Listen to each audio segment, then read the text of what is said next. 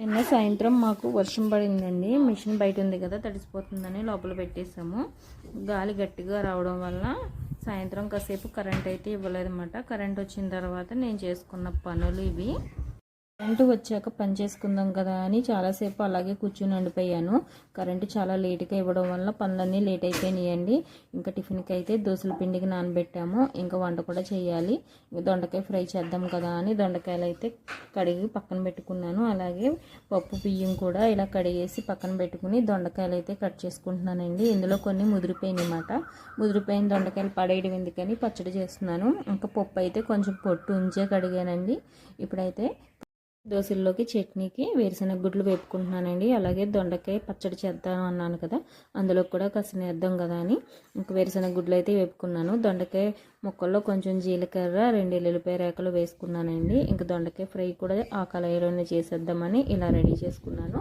ఇంకా ఎల్లుల్లిపాయ, జీలకర్ర, తాలింపు గింజలు, ఎండుమిరపకాయ వేసి కరివేపాకు అయితే మర్చిపోయానండి. ఇంకా దొండకాయ అయితే తాలింపు వేస్తున్నాను. వీనికి ఎగ్జామ్స్ కదండి, పొద్దుటే వెళ్ళిపోతున్నాడు. 6:40కి అయితే వెళ్ళిపోతున్నాడు అనమాట. వాడు టిఫిన్ కూడా చేయకుండా వెళ్ళిపోతున్నాడు.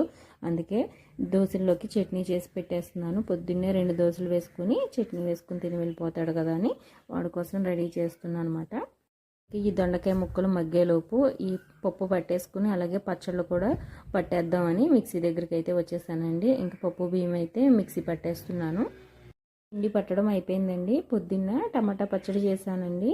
టమాటా పచ్చడిలో ఉప్పు ఎక్కువైపోయింది అనమాట. అందులో కొన్ని వేరుశనగ గుడ్లు, కొన్ని పచ్చిమిరపకాయలు వేసి ఇంకా దోశల్లోకి చట్నీ చేద్దామని టమాటా పచ్చడి అయితే ఫ్రిడ్జ్లో తీసుకుని వచ్చాను. ఇంకా దొండకాయకి మిక్సీ అయితే పట్టేస్తున్నానండి. దొండకాయ పచ్చడి పచ్చి ముక్కలు పట్టేసి తాలింపు అయితే వేస్తాను.